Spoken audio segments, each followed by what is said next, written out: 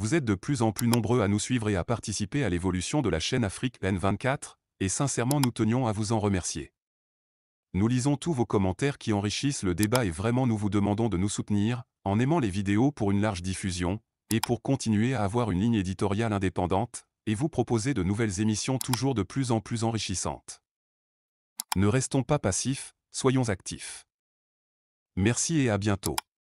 Je voudrais rapidement aborder la situation sécuritaire au nord du Togo, notamment dans la zone des Savanes. Vous savez, le 9 avril dernier, je ne sais pas si c'est un jeudi ou un mercredi, je pense que c'était un mercredi, le 9 avril dernier, il y a une localité qui s'appelle, il faut que je prononce bien le nom pour ne pas froisser nos frères de là, Djinyandjoga, voilà, je pense que je l'ai bien prononcé, Djinyandjoga. C'est une localité située dans la préfecture de Kpengal Ouest.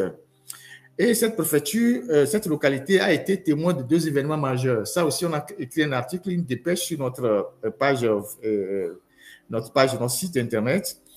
Et les deux événements assez inquiétants. Une première attaque par drone kamikaze.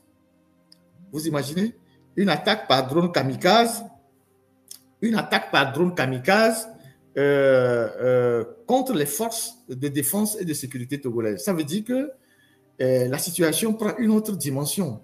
Avant, c'était des incursions des groupes armés sur moto ou par véhicule qui attaquent des points avancés ou qui attaquent des casernes.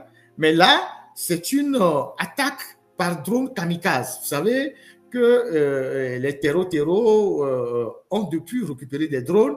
Ils en ont acheté, mais ils en ont aussi récupéré énormément dans des casernes, dans d'autres pays qu'ils attaquent.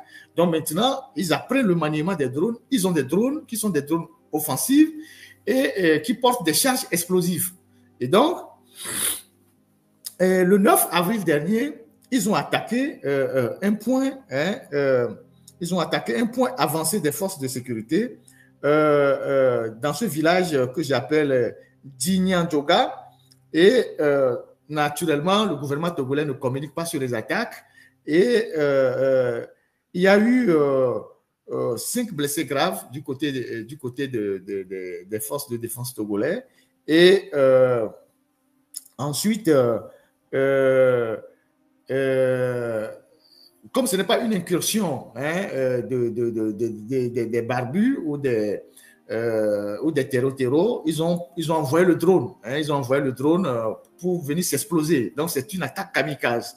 Et donc, ça devient très inquiétant parce que c'est un élément assez important qui change la donne. C'est-à-dire que le Togo a aujourd'hui creusé des tranchées à la frontière, mais ça veut dire que l'ennemi demain va venir par les airs.